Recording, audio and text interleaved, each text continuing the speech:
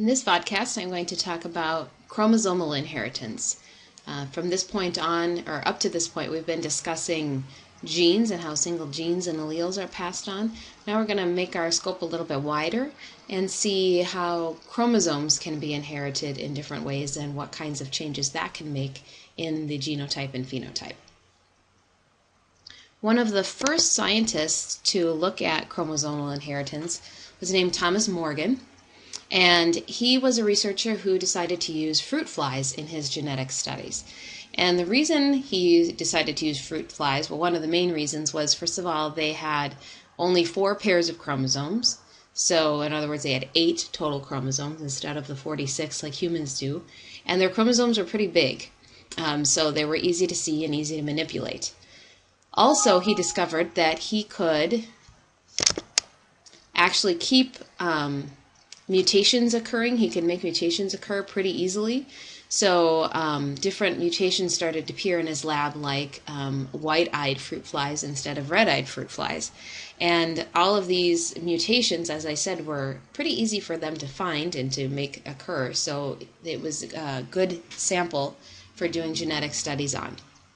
He referred to the normal phenotype as being a wild type fruit fly, so out in the wild, this is how we would find these fruit flies. So the wild type for eye color is red, and then the mutant types are white in the case of eye color.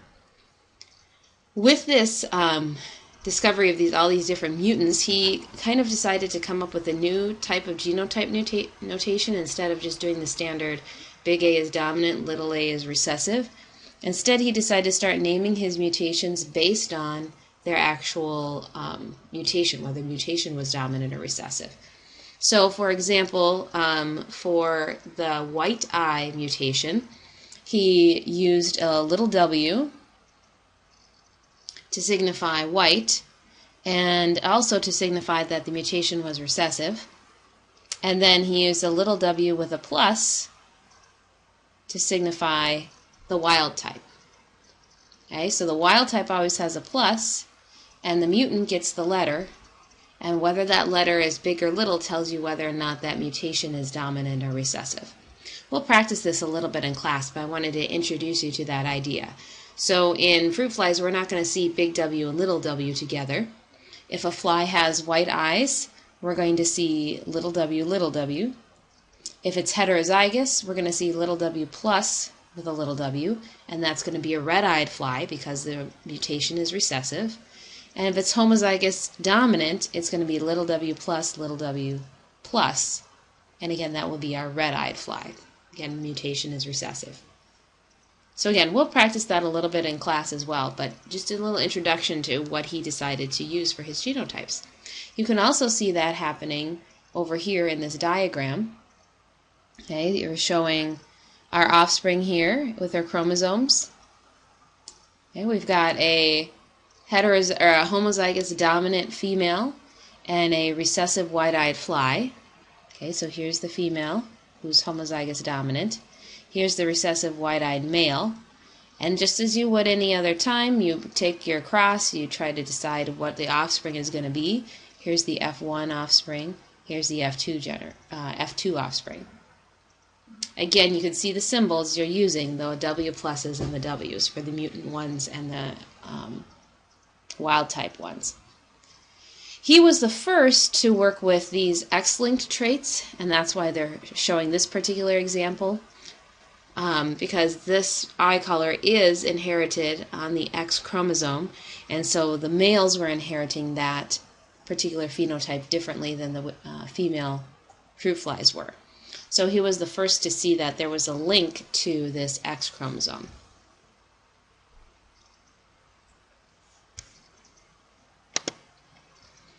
Another thing that can happen with that X chromosome, besides being linked to the genes that are on it, obviously, is that because females have 2 X's in all of their cells, it creates a kind of unique situation where they would have extra X genes, essentially, compared to a male. So instead of having that situation, what we've got going on in female cells is that one in every female cell, one of every X chromosome in a female cell, is actually inactivated. We call it a Barr body. Okay, so a Barr body is an inactivated X.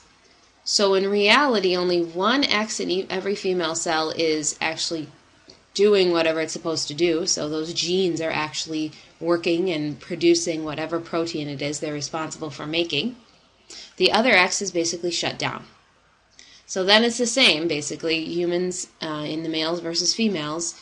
Doesn't matter what you are, you only have one X in each of your cells doing what it's supposed to do. But the other interesting part of this is the chromosome that's from your mom versus the chromosome from your dad that's X, that's inactivated, is random. Okay, so remember that in everybody's, well, this is in female cells, you get one X from your mom and one X from your dad. Okay, so that's in every one of your cells. But in some of your cells, your dad's X might be shut down. So you get that combination. In other cells, your mom's X might be shut down. And the alleles that those X's carry are different from your mom and your dad. So let me do another drawing of that just to show you. So let's show our first option.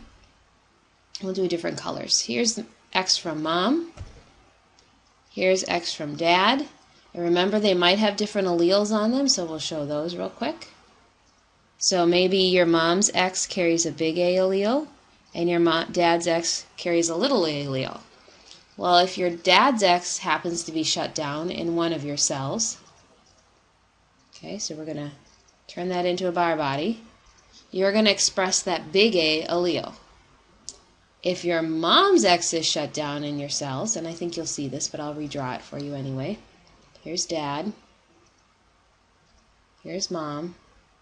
Let's put our alleles back on. Big A, little a. Now we're going to shut down that mom's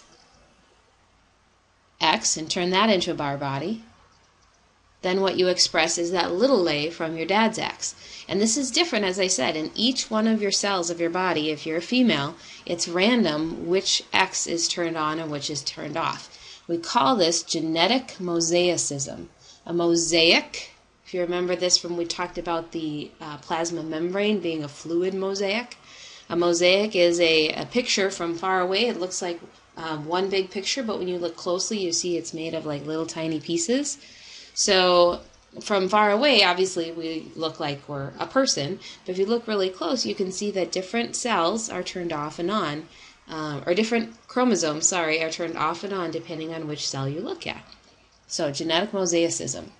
I'll give some more examples of this in just a minute to help you see that mosaic pattern a little bit better.